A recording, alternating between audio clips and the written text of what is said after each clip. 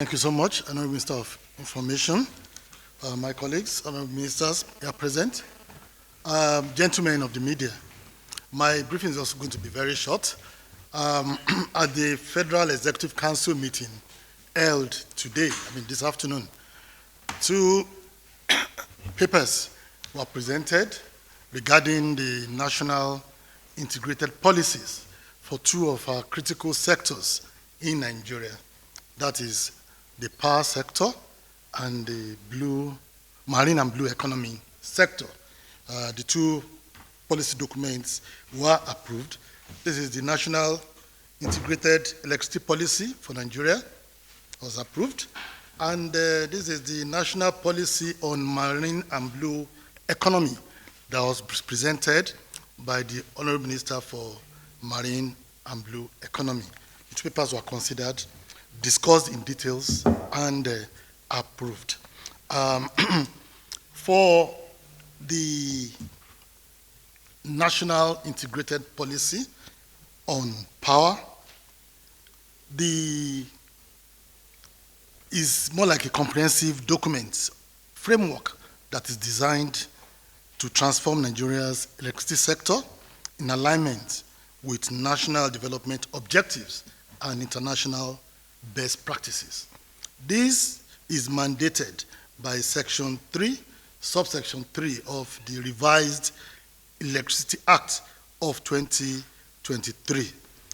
Even according to Section 3 and subsection 1 of the revised Electricity Act 2023, it requires the federal government, through the Federal Ministry of Power, within 1 year from the commencement of the Act, to initiate the process for the preparation and publication in the Federal Government Gazette on Integrated National Policy on Electricity and the Strategic Implementation Plan.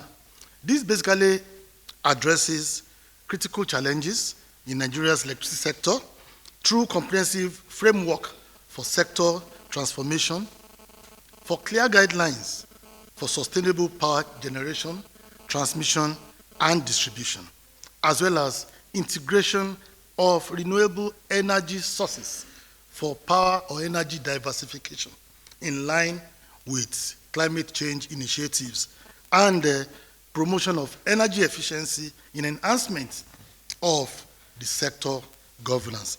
And the policy actually contains 8 chapters, which will be released to the media anyway.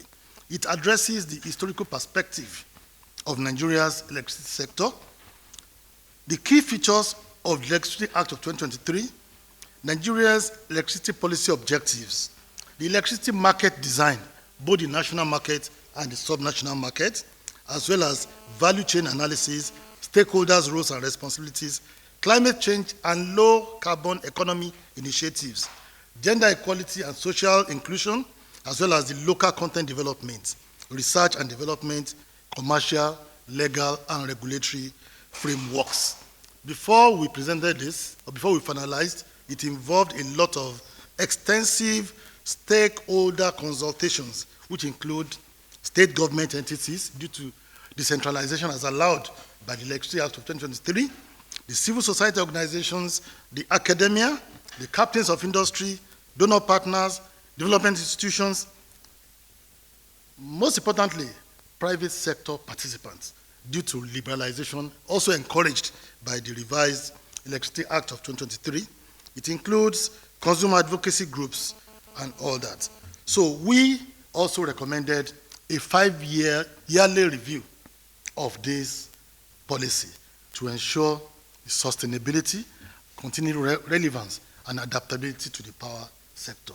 We believe this will facilitate the transformation initiatives, the bold ones that we have taken in the power sector, and very soon, epileptic power supply will be a thing of the past. That is for the power sector.